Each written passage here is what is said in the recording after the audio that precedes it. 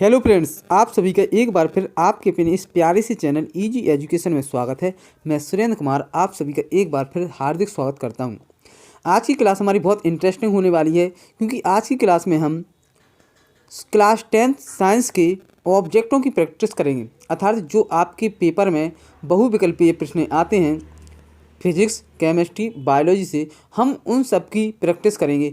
और हम इस एक वीडियो के माध्यम से ही कम से कम 100 विकल्पों की इस वीडियो में 100 विकल्पों की प्रैक्टिस करेंगे। अतः ये हमारी महा मैराथन क्लास होने वाली है, जिनमें से 100 नहीं बल्कि 1000% ही आपके मॉडल जो पेपर होंगे, पेपर में क्वेश्चन आएंगे ही आएंगे। इसलिए आपके लिए ये वीडियो देखना बहुत ज़रूरी है और आप वीडियो को बिल्कुल भी स्किप मत कीजिए। एक एक क्वेश्चन को मैं समझाऊंगा, उन्हीं क्वेश्चनों को आप समझिए। तो आइए शुरुआत करते हैं और ज़्यादा से ज़्यादा इस वीडियो को शेयर कीजिए।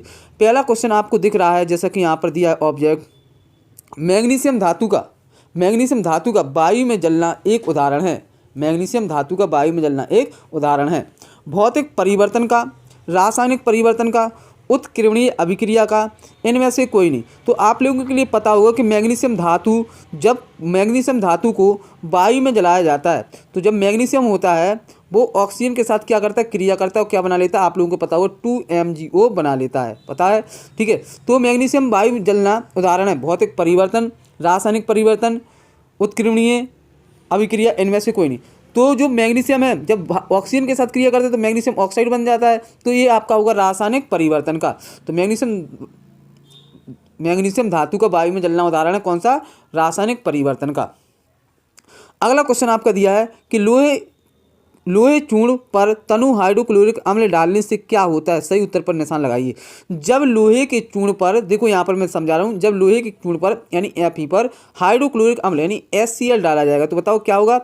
Fe किसके साथ, Cl के साथ क्रिया करेगा तो क्या बन जाएगा आपका FeCl2 बन जाएगा, और इसके बाद H2 अलग हो जाएगा। तो यहाँ पर क्या होगा आपका बन जाएगा FeCl2 यानी फेरिक क्लोराइड, और आपका क्या होगा हाइड्रोजन गैस निकलेगी। तो यहाँ पर हाइड्रोजन गैस एवं आयरन क्लोराइड, जिसको हम फेरिक क्लोराइड बोल रहे थे, बनता है। क्लोरीन गैस एवं आयरन ऑक्साइड बनता है। कोई परिवर्तन नहीं होता, आयरन लवण एवं जल बनता है। देखो एक बार समझाता हूँ। जब लोहे के चूर्ण पर अर्थात Fe पर आप किसकी क्रिया कराएंगे, HCl मतलब अम्ल क्लोराइड, हाइड्रोक्लोरिक अम्ल डालेंगे तो Fe किसके साथ क्रिया करेगा, Cl के साथ, और Cl के साथ क्रिया करेगा तो बन जाएगा FeCl2 बन जाएगा। अब H है तो H क्या होगा, H2 गैस में परिवर्तित हो जाएगा, तो H2 गैस अलग निकल जाएगी। तो इसका राइट आंसर क्या होना चाहिए, आयरन क्लोराइड और हाइड्रोजन गैस बनती है। तो इसका पहला कौन सा सही है इसका, तो इसका आपका पहला सही है। दो क्वेश्चन आपको क्लियर हो गए हुए। तीसरा क्वेश्चन हम देखते हैं, निम्नलिखित युग्मों में से कौन सा युग्म प्रतिस्थापन अभिक्रिया देता है। निम्नलिखित युग्मों में से कौन सा युग्म प्रतिस्थापन अभिक्रिया देता है। सोडियम क्लोराइड विलयन एवं कॉपर धातु, मैग्नीशियम क्लोराइड विलयन एवं आपका एल्युमिनियम धातु, फेरस सल्फेट विलयन एवं सिल्वर धातु, सिल्वर नाइट्रेट विलयन एवं कॉपर धातु। तो इसका राइट आंसर है, एक बार क्वेश्चन पढ़ते हैं। देखो यहाँ पर दिया, निम्नलिखित युग्मों में से कौन सा युग्म प्रतिस्थापनीय अभिक्रिया देता है। प्रतिस्थापन अभिक्रिया जानते हैं, जिसमें क्या होता है, एक तत्व दूसरे तत्व को क्या कहते हैं, प्रतिस्थापन। तो सोडियम क्लोराइड विलयन एवं कॉपर धातु, तो जब सोडियम क्लोराइड की हम क्रिया कराएंगे, अगर NaCl की क्रिया अगर हमने कहा से कॉपर धातु से कराई, तो कॉपर धातु से कराएंगे तो CuCl के साथ क्रिया करेगा तो CuCl2 बन जाएगा, और सोडियम धातु बनेगी, ठीक है। तो इसमें तो दिया नहीं है। दूसरा मैग्नीशियम क्लोराइड विलयन एवं एल्युमिनियम धातु। तीसरा फेरस सल्फेट विलयन एवं सिल्वर धातु, ठीक है। चौथा दिया आपका सिल्वर नाइट्रेट विलयन एवं कॉपर धातु। तो इसका राइट आंसर होगा आपका, जब सिल्वर नाइट्रेट विलयन कॉपर धातु के साथ क्रिया करेगा तो प्रतिस्थापन अभिक्रिया देगा। तो सिल्वर नाइट्रेट आपका होगा, आपका चौथा सही होगा, सॉरी तीसरे का चौथा सही होगा। चौथा क्वेश्चन आपको दिया, कार्बन मोनोऑक्साइड क्लोरीन के साथ अभिक्रिया करके कार्बोनिल क्लोराइड बनाता है। तो देखो कार्बन मोनोऑक्साइड का फार्मूला आप लोगों को पता होगा, CO होता है। तो कार्बन मोनोऑक्साइड क्लोरीन के साथ क्रिया करेगा तो क्या बना लेगा, कार्बन क्लोराइड यानी COCl2 बना लेगा, ठीक है, बनाता है। उदाहरण है, किसका उदाहरण है, तो इसने इसके साथ क्रिया के लिए, तो मतलब दो युग ने जब यहाँ पर क्रिया कर लेगा तो बताओ, देखो एक बार समझ लो, यहाँ पर उसने कहा कार्बन मोनोऑक्साइड CO जब क्लोरीन के साथ दिखाया ना, क्लोरीन तो Cl2 के साथ क्रिया किया तो कार्बन क्लोराइड COCl2 बन जाए। तो बताओ जब दो अभिकारक मिल करके एक उत्पाद बना देते हैं तब वहाँ पर कौन सी अभिक्रिया होती है, वियोजन अभिक्रिया होती है। संयोजन अभिक्रिया का है, विस्थापन अभिक्रिया का, या अपघटन अभिक्रिया का? तो यहाँ पर इसका राइट आंसर है संयोजन अभिक्रिया, क्योंकि कार्बन मोनोऑक्साइड ने क्लोरीन के साथ क्या की, क्रिया की और कार्बोनिल क्लोराइड बना लिया। तो यहाँ पर इसका राइट आंसर होगा आपका संयोजन अभिक्रिया। 4 क्वेश्चन आपको समझ में आ गए। 5वां क्वेश्चन हम देखते हैं। जब कॉपर सल्फेट विलयन यहाँ पर सुधार लेना, ठीक है। अगर आप नोट्स बनाते चले तो बना सकते हैं। यहाँ पर लिखा विलयन, ठीक है, विलयन। तो जब कॉपर सल्फेट विलयन में लोहे का टुकड़ा डालते हैं तो कॉपर सल्फेट बनते हैं या अभिक्रिया कहलाती है? देखते हैं, हम बताते हैं आपके लिए। तो कुछ ने बताया ना, जब कॉपर सल्फेट, तो कॉपर सल्फेट का फार्मूला आप लोगों के लिए पता होगा, CuSO4 होता है। कॉपर सल्फेट विलयन में लोहे का टुकड़ा यानी Fe डालेंगे, तो Fe डालेंगे तो बताओ FeSO4 के साथ क्रिया करेगा, तो FeSO4 मतलब आयरन सल्फेट बन जाएगा और Cu अलग हो जाएगा। तो ये अभिक्रिया कौन सी है? तो देखो यहाँ पर क्या होगा, यहाँ पर Fe ने इसके साथ क्रिया कर ली, अर्थात यहाँ पर आयन ने क्या कर दिया, अधिक क्रियाशील तत्व ने कम क्रियाशील तत्व को विस्थापित कर दिया। अतः एक कौन सी अभिक्रिया होगी, और इसके साथ आयनों में क्या होगा, आयन में नहीं, अधिक क्रियाशील तत्व ने कम क्रियाशील तत्व को विस्थापित कर दिया। ये हमारे हिसाब से होगी आपकी विस्थापन अभिक्रिया। तो उसने यही किया कि जब कॉपर सल्फेट विलयन में लोहे का टुकड़ा डालते हैं तो कॉपर बस क्या बनते, फेरस सल्फेट बनते। यह अभिक्रिया कहलाती है प्रतिस्थापन अभिक्रिया, योगात्मक अभिक्रिया, ऊष्मीय वियोजन, ऊष्मीय अपघटन। तो सिर्फ यहाँ पर क्या होगी, विस्थापन हुआ, इसलिए यहाँ पर होगी आपकी प्रतिस्थापन अभिक्रिया। सुधार लेना, प्रतिस्थापना है, सिर्फ प्रतिस्थापन अभिक्रिया है। थोड़ा मिस्टेक हुआ टाइप करने में, ये नोट्स बनाने में, तो इसके लिए सॉरी। 6वां क्वेश्चन आपका है, निम्न में से कौन सी गैस ताज़ा तेल के नमूने के लंबे समय तक परीक्षण यानी भंडारण के लिए उपयोग किया जा सकता है?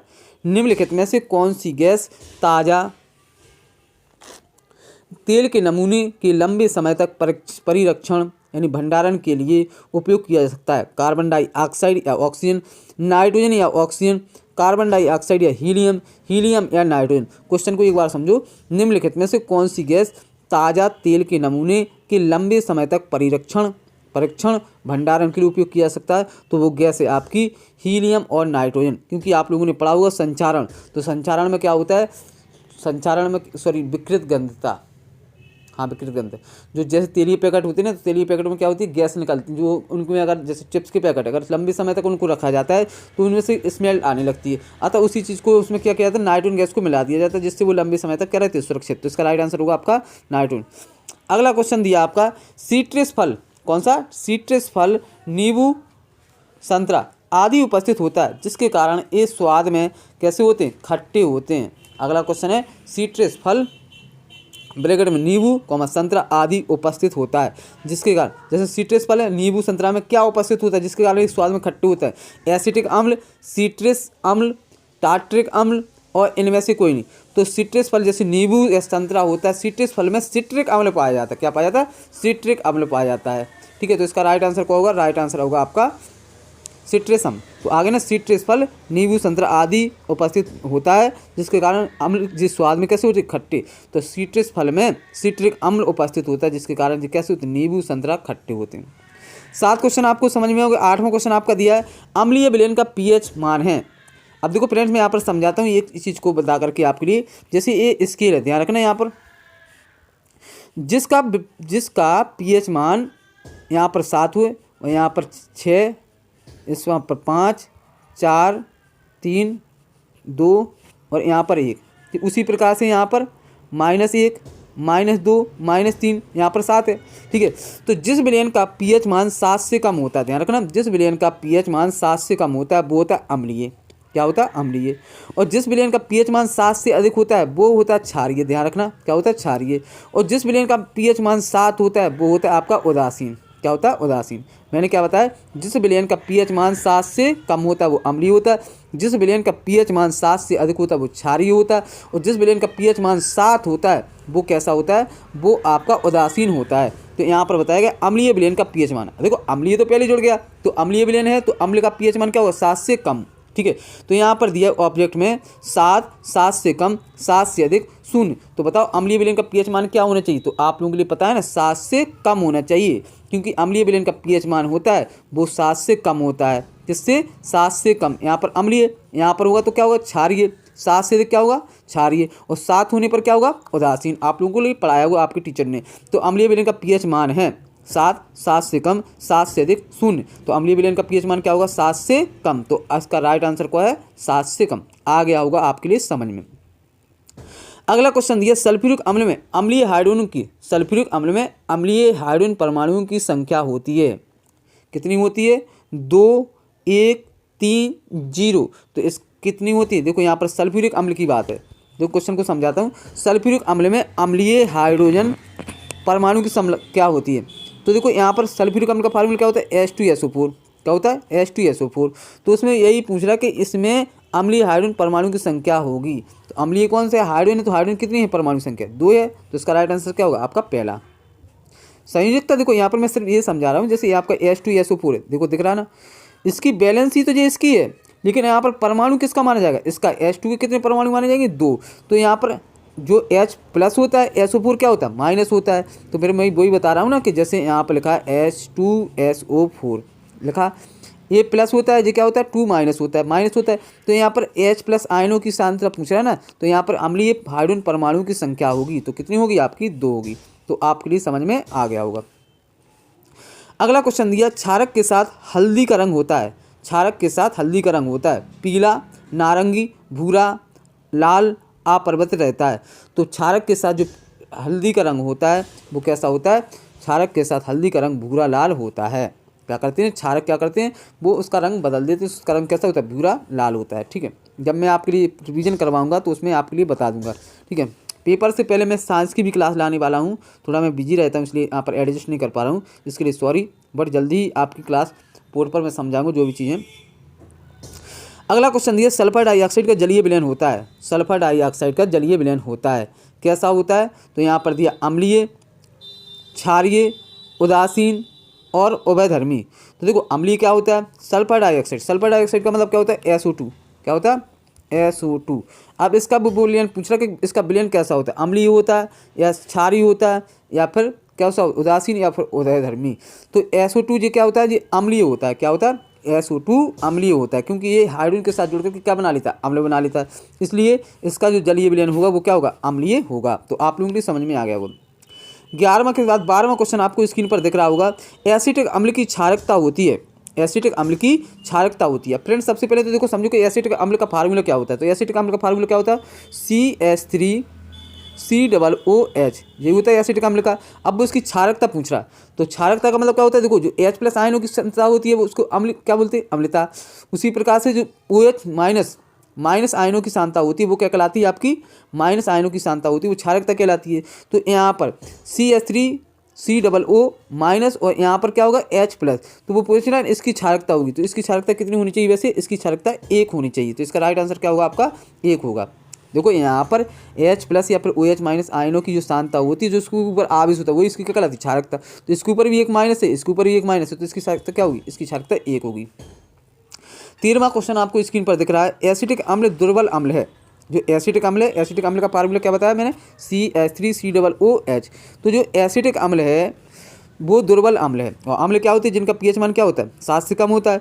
तो दुर्बल अम्ल क्योंकि इनमें पानी की मात्रा अधिक होती है, इनमें आयरन नहीं है, इनमें आयन की मात्रा कम होती है, यह एक कार्बनिक अम्ल है, यह एक अकार्बनिक अम्ल है।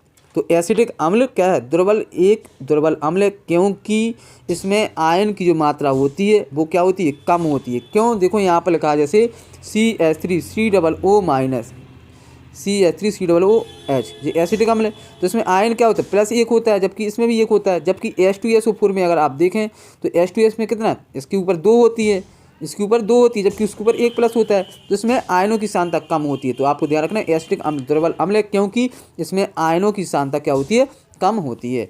तो आपके लिए समझ में आ गया होगा। अगला क्वेश्चन है क्षारीय विलयन का pH है, क्षारीय विलयन का pH है। तो क्षारीय विलयन का pH 0, मैंने बताया था ना स्केल बना करके, एक बार देख लें।